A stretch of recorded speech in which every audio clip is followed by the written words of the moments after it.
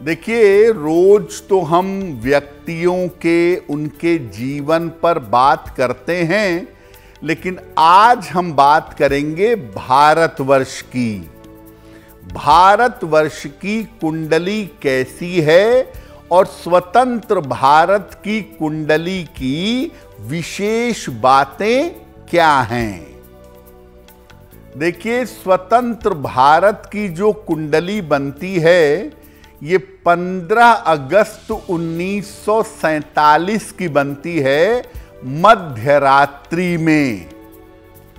और इस समय जो कुंडली बनती है उसमें भारत का जन्म लग्न वृषभ है और भारत की जन्म राशि कर्क है।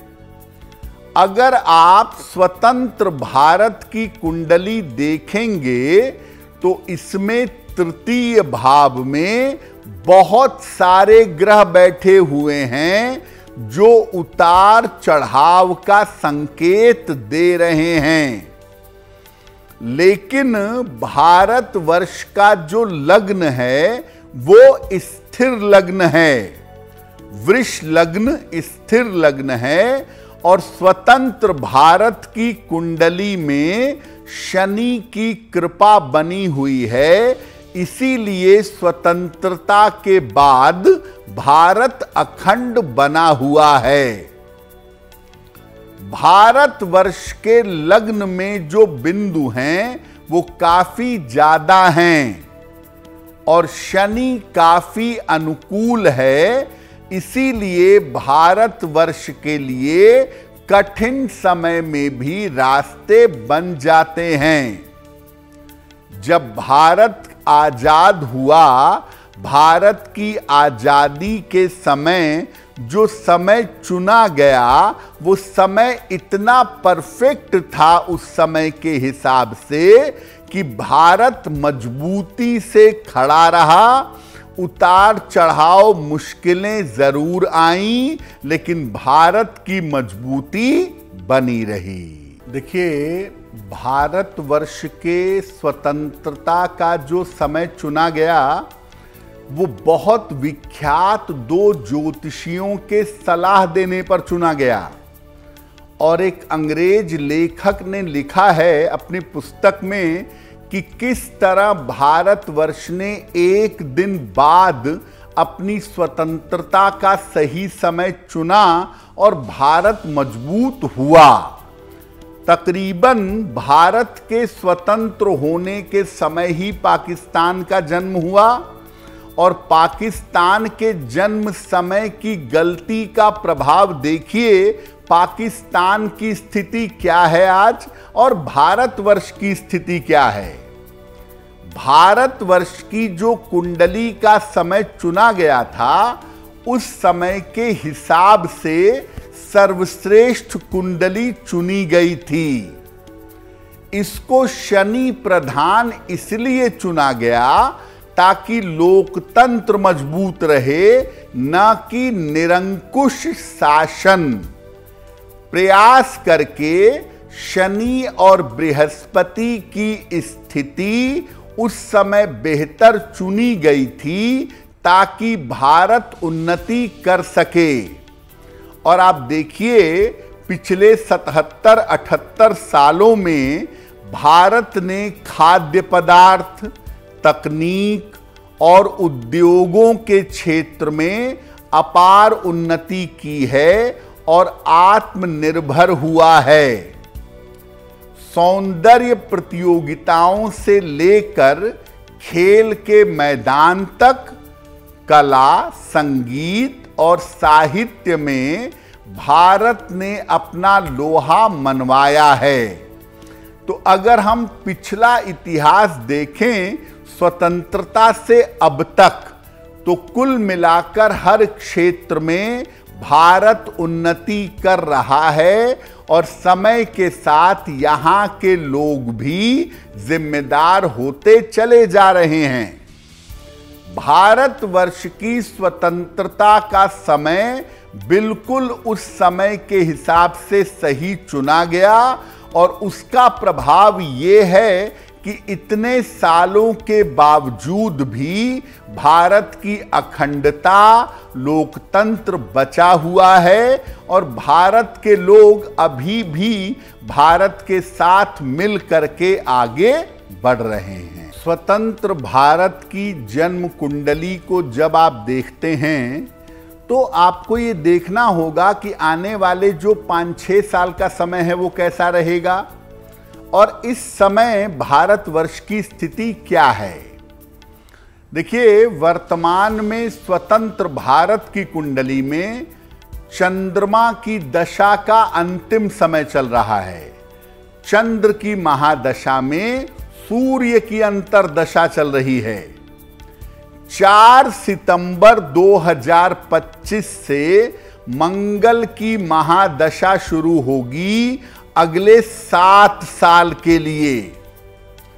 मंगल भारत की कुंडली का सबसे ज्यादा निगेटिव प्लेनेट है, सबसे ज्यादा खराब ग्रह है। इसलिए अगले 7 साल जो लगभग 4 सितंबर से शुरू हो रहे हैं, ये दशा भारत के लिए अच्छी दिखाई नहीं दे रही है।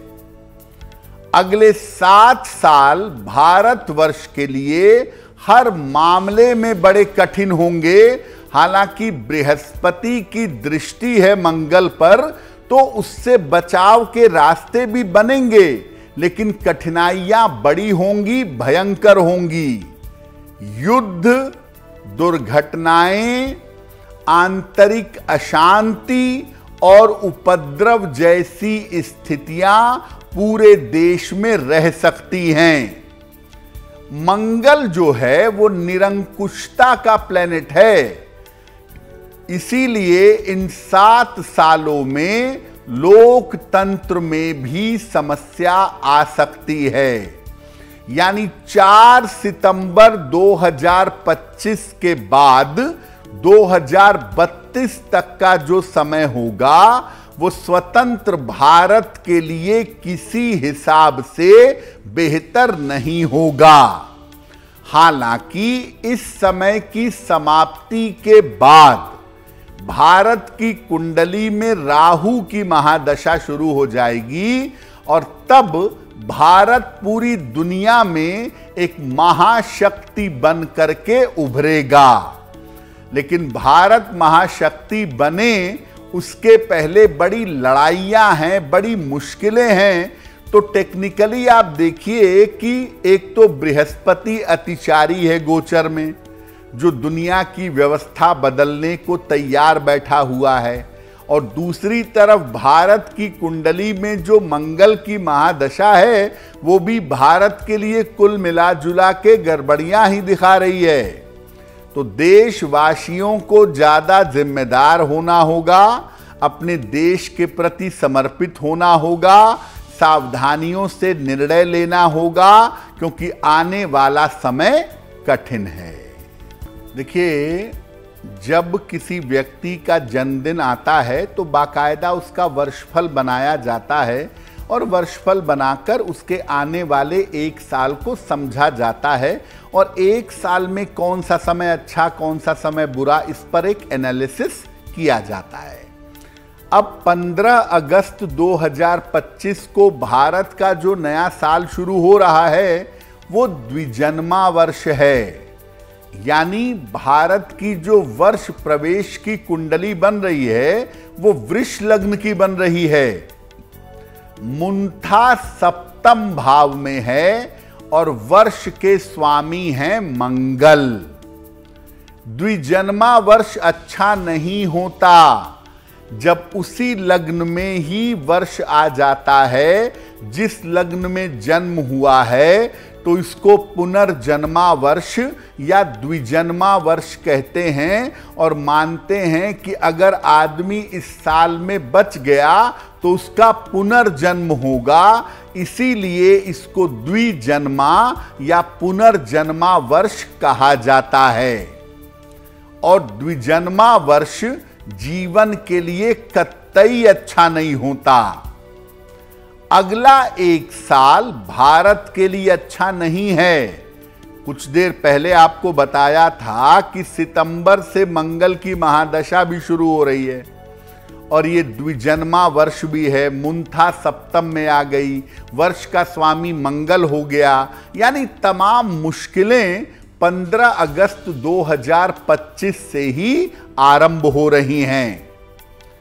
अक्टूबर 2025 से दिसंबर 2025 का समय और मार्च अप्रैल 2026 का समय भारतवर्ष के लिए काफी कठिन हो सकता है। दो बातें महत्वपूर्ण हैं। पड़ोसी देशों से पड़ोसियों के साथ झंझटें बढ़ेंगी और 15 अगस्त के बाद देश की राजनैतिक स्थिति में, पॉलिटिकल स्थिति में बड़ा परिवर्तन होगा। अनएक्सपेक्टेड परिवर्तन देश की राजनीति में आप 15 अगस्त के बाद देख पाएंगे। तो कुल मिला के भारत अब आने वाले समय में परीक्षा से गुजरेगा और परीक्षा को क्रॉस करने के बाद तब जाकर विश्व की एक महाशक्ति बन पाएगा। अगर आप मुझसे जुड़ करके अपनी समस्याओं का समाधान चाहते हैं और चाहते हैं कि आपकी समस्याओं को ज्योतिष के माध्यम से सुलझाया जाए, तो आप हमसे संपर्क कर सकते हैं, जुड़ सकते हैं एस्ट्रो तक पर।